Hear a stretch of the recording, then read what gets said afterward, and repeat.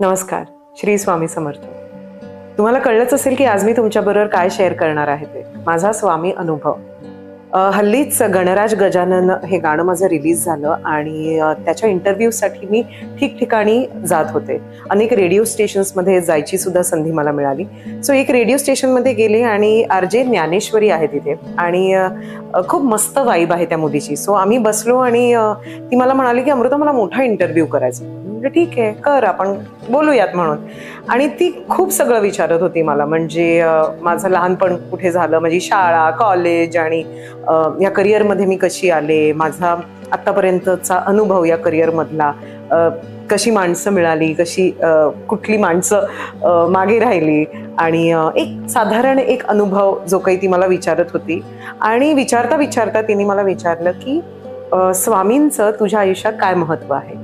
आणि तेव्हा न विचार करता माझ्या डोक्यात जे आलं ते मी बोलून गेले. मी असं काहीतरी बोलले की जेव्हा कोणाला तरी खूप चमत्कार पाहायचे असतात, अनुभवायचे असतात, तेव्हा ते स्वामी चरणी जातात किंवा स्वामी त्यांना बोलवून घेतात. आणि मला असं वाटतं ती जी रील आहे ती खूप जास्त व्हायरल झाली. जवळपास 2000+ त्याच्यावर कमेंट्स आहेत.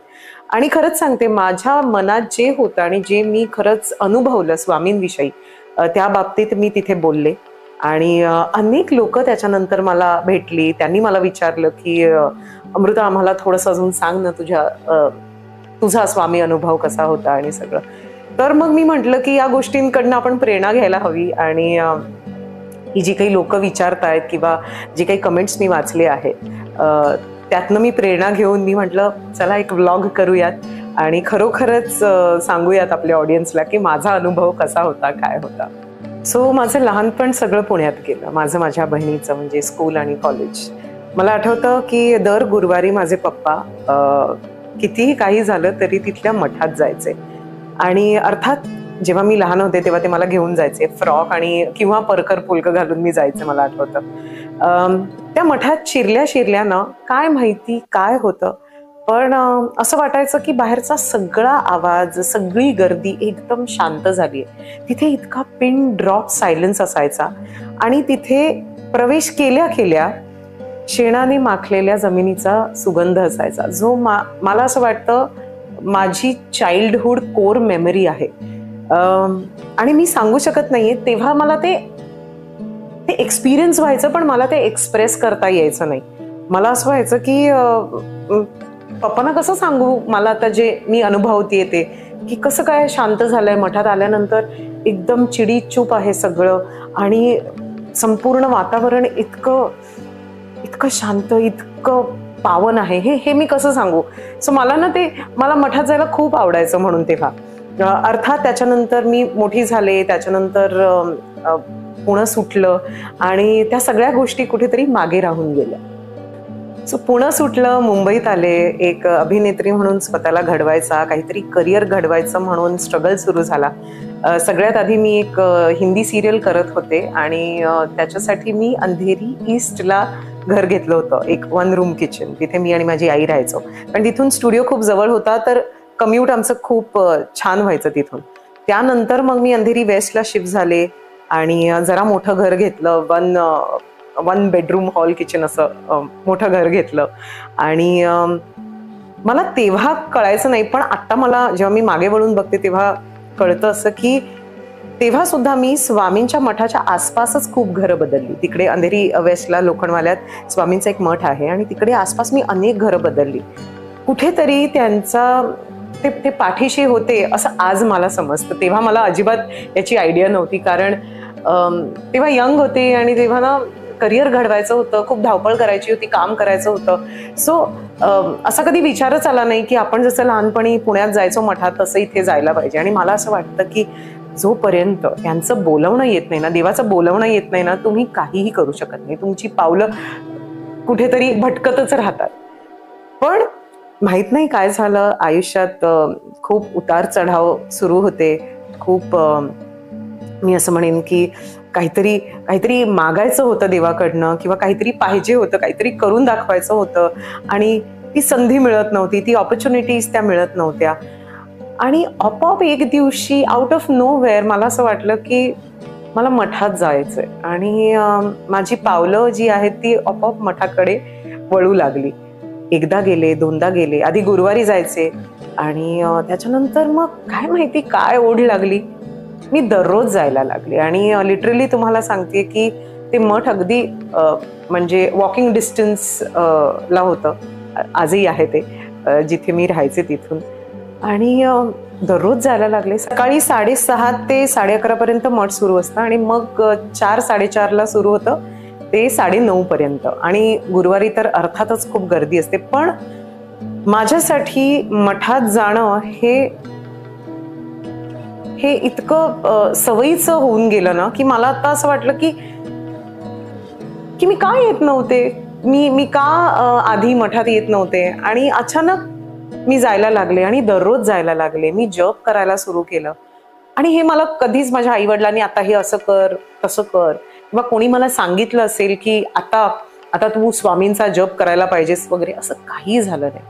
मला नाही माहिती कुठून ती जी काही ताकद आहे आणि जे काही आपण स्वामींविषयी बोलतो किंवा त्यांचा जप करतो, ती ताकद कुठून आली मला माहिती नाही, किंवा ती बुद्धी कुठून आली मला माहिती नाही. आणि मी दररोज जायला लागले. मला माहितीही नाही आत्ताही मी किती अनेक वर्ष तिथे गेलीये किंवा मी किती अनेक वर्ष आता जप करते. मला असं वाटतं की हे होतंच माझ्या आयुष्यात. सो असं म्हणायला हरकत नाही की पुण्यात असताना कुठेतरी, कारण मी मठात जायचे तेव्हा काही कळायचं नाही, की पप्पांनी कुठेतरी स्वामींविषयीचे संस्कार माझ्यावर केले असं म्हणायला हरकत नाही. कारण मी मठात जाते ना, तेव्हा असं वाटतं की हे इथे मी आलीये, हे सगळं मी अनुभवलंय आधी. आणि अशा पद्धतीने मी दररोज जायला लागले. आणि स्वामींचं महत्व किंवा त्यांच्यामुळे येणारे जे काही अनुभव आहेत ते खरोखरच का चमत्कारिक आहेत हे मी तुम्हाला सांगते. सगळ्यात आधी म्हणजे तुमचा स्वतःवरचा विश्वास खूप वाढतो. मी एक अभिनेत्री असल्यामुळे, मी एक अशा इंडस्ट्रीमध्ये असल्यामुळे जिकडे 9 to 5 तुम्हाला जॉब नाहीये, तर तुम्हाला स्वतःवरती विश्वास ठेवणं इतका गरजेचं आहे. कारण कधी कधी तुम्हाला 2-2 वर्ष काम मिळत नाही आणि जेव्हा ते काम मिळत नाही तेव्हा तुम्ही काय करता हे खूप महत्वाचं आहे. आणि ते बळ मला असं वाटतं की ते बळ मला स्वामींकडनं मिळालं आणि आजही मिळतं. म्हणजे असं नाहीये की माझ्याकडे खूप काम आहे किंवा मी सतत काम करत असते, पण जेव्हा ते नसतं तेव्हा माझी काय असते हे मला स्वामींनी दाखवलं. सो ते माझ्यासाठी खूपच चमत्कारिक आहे असं मला वाटतं. दुसरी गोष्ट म्हणजे की सतत जप करत असल्यामुळे कुठेतरी तुम्ही स्वतःबद्दल, आयुष्याबद्दल खूप काही शिकता. तुम्हाला स्वामी अशा काही गोष्टी तुमच्या समोर आणतात की त्या फक्त तुमच्यासाठी असतात, त्या फक्त तुम्ही अनुभवू शकता आणि ज्या विलक्षण असतात त्या तुम्हाला खूप काही शिकवून जातात.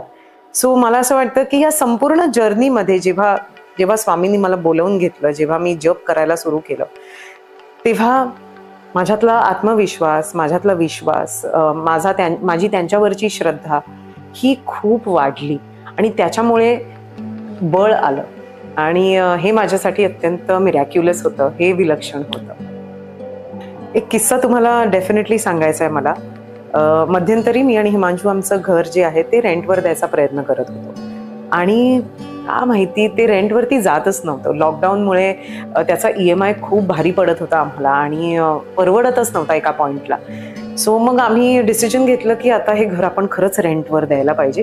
मग कुठेतरी आपल्याला जरा ते बर्डन जे आहे, फायनान्शियल बर्डन, ते कुठेतरी सोपं होऊन जाईल.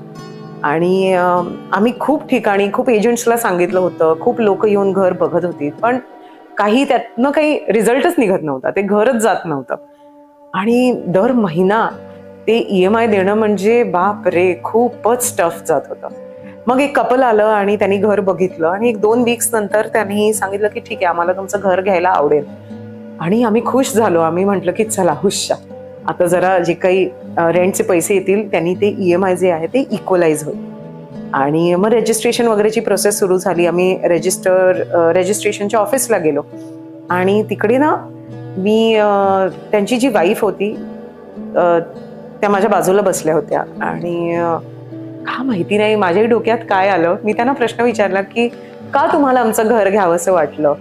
कारण आता जवळपास 1-1.5 वर्ष आम्ही कोणीतरी टेनंट बघत होतो आणि आम्हाला मिळतच नव्हतं. तर त्यांच्या वाईफनी मला सांगितलं की तुमच्या मंदिरात स्वामी समर्थांची मूर्ती होती, फोटो होता, तो आजही आहे माझ्याकडे. तर तो फोटो बघून मी घर घ्यायचं ठरवलं. आणि ना मी तुम्हाला सांगू शकत नाहीये की त्या क्षणी त्यावेळेस मला असं वाटत होतं की कदाचित आता स्वामी नाहीयेत माझ्या बरोबर आणि ते कुठेतरी लक्ष देत नाहीयेत आणि त्यांना आम्ही ज्या प्रॉब्लेम्समधनं चाललोय त्यांना ते दिसत नाहीये. पण ज्या क्षणी त्यांनी मला हे सांगितलं की ती स्वामींचा तो फोटो बघून आम्ही ते घर घेतलं ना, माझ्या सगळ्या शंका दूर झाल्या. म्हणजे मला असं वाटलं की आय एम सॉरी स्वामी, मी तुमच्या बाबतीत असा विचार केला आणि खरोखरच जेव्हा मला गरज होती तेव्हा तुम्ही होतात आणि तुम्ही पाठीशी होतात आणि मी डाऊट केलं. सो तो जो डाऊट होता, ते जे सगळे प्रश्न होते माझ्या मनात, ते एका झटक्यात पुसले गेले. आणि मी त्या रजिस्ट्रेशन ऑफिसमध्ये इतकी ढसाढसा रडत होते, कारण मला माहिती आहे आमच्यासाठी तो काळ इतका डिफिकल्ट होता आणि तो शेवटी सोप्पा केला, तो स्वामींनीच केला. सो असा एक किस्सा असा घडला माझ्या बाबतीत आणि असे अनेक किस्से घडले सो तुमच्याबरोबर ते शेअर करायचा हा हेतू आहे की आपल्याला कितीही वाटलं की स्वामी आपल्याकडे लक्ष देत नाहीयेत किंवा ते बघत नाहीयेत आपल्याकडे किंवा ते नाहीयेत आता पाठीशी, तर असं नसतं. ते कुठून ना कुठून तरी कुठल्या ना कुठल्या तरी रूपात आपल्या पाठीशी जरूर असतात. आणि हा माझा अनुभव होता, हा माझ्यासाठी घडलेला माझा चमत्कार होता असं म्हणायला हरकत नाहीये. सो तुम्हाला इतकंच सांगेन जाता जाता की कितीही काही झालं तरी त्यांच्यावरचा विश्वास जो आहे तो अजिबात हलू देऊ नका. तो विश्वास तसाच ठेवा आणि ते खरंच तुमच्या पाठीशी उभे आहेत. ते एकदा तुम्ही त्यांच्या पायाशी तुमचे प्रॉब्लेम्स टाकले ना की ते विसरून जायला शिका. कारण जेव्हा तुम्हाला त्यांची अत्यंत गरज असते तेव्हा ते कुठल्या ना कुठल्या तरी रूपात तुमच्या समोर येतात आणि तुम्हाला मार्गदर्शन करतात. अजून एक गोष्ट मला तुम्हाला आवर्जून सांगायची ती म्हणजे ही की स्वामींविषयी मला जी काही श्रद्धा आहे, जी काही भक्ती आहे, ही मला माझ्या आईवडिलांनी नाही शिकवली. हा मार्ग मी माझा स्वतः निवडला आणि त्या मार्गावर मी चालायला शिकले. आणि स्वामींनी हात डेफिनेटली धरला, पण ते गिव्ह अँड टेक आहे at the end of the day. की स्वामी तुमचा हात पकडतात आणि तुम्ही त्याच्यावर त्या मार्गावर चालायचं असतं, पण तो मार्ग तुम्हाला तुमचा शोधायचा असतो.